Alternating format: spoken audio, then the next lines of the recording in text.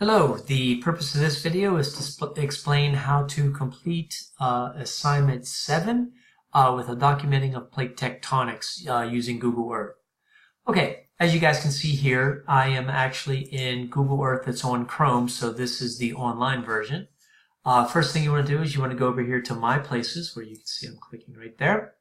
And then we're going to go ahead and import the KML file. So I'm going to go ahead and, you've downloaded it and saved it, so we'll go right there, we'll open it, and then what you end up doing is you end up seeing it pop-ups going straight to this. Okay, so here's the thing that you want to actually notice is you want to notice that first of all you see a pattern, and one of the primary things that you have to understand is what clues do I use to kind of determine what is the geologic setting, or in this case tectonic setting of this environment. Well, as you can see here, you probably have some ideas. It's a volcanic island arc, but is it created by convergence? Is it created by divergence? Or is it created by something like hotspots? That's something that you have to determine in the lab, so you're kind of trying to figure that out. Okay, so how do you go about completing the lab? Well, the major question I'm asking you here is okay, how do we document plate motion? Well, the first thing you have to understand is we use the formula of rate equals distance over time, because my whole goal in this activity is to show you how earth scientists go about determining rate and direction of plate motion. So, if you go over here to the left, you notice that you have an actual ruler tool. And in that ruler tool, you can actually change it into several units. We want to choose centimeters for this. And then I'm going to go right there to each pinpoint, and then I'm going to click it. And then I will go up here and I will click it again. And so now you can see that I have 12,144 or 12,144,643 centimeters. The reason that I use the unit of centimeters is because that's the unit that you actually want to use, because plate motion is typically in centimeters per year. So now that I've done that, here's what you actually do. Is now you have to start looking at from this to this, because this is what we're going to focus on.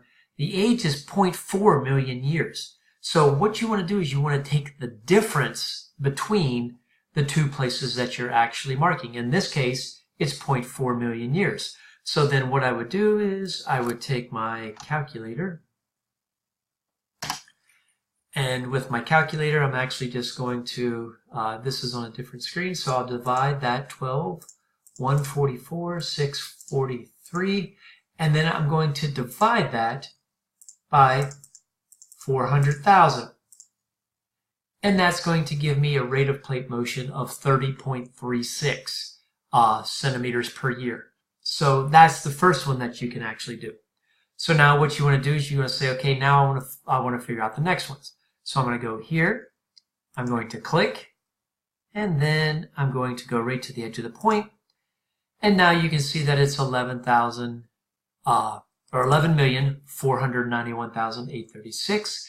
But this one is 1.1 million, and then this is 0.4. So I would subtract those, and that's going to give me a difference of 700,000. So I'm going to take my 11,491,836, and I'm going to divide that by 700,000. And that equals 16.416. Okay? So what you do is you kind of start to say, all right, what has been the rate of plate motion over a period of time? And so what you end up doing is you kind of start to get an idea of actually how these things actually formed. Okay? So as you can see, you're starting to see a pattern, you're starting to see all that. And so that's what the lab is all about. The lab is all about saying, okay, how can I use this to determine the rate and the direction of plate motion? So here's an easy trick that you can actually remember, is you notice that the age is actually getting older as you go up. So what you end up wanting to do is you end up wanting to say, okay, I'm going to take this, and now if I were to start here, this was the first island to form, what direction would the entire plate have to move to get this forming last? Okay, well, an easy way to do it, draw an arrow from the youngest to the oldest, and that will tell you the direction. Okay, so now I know the direction of motion of the Pacific Plate.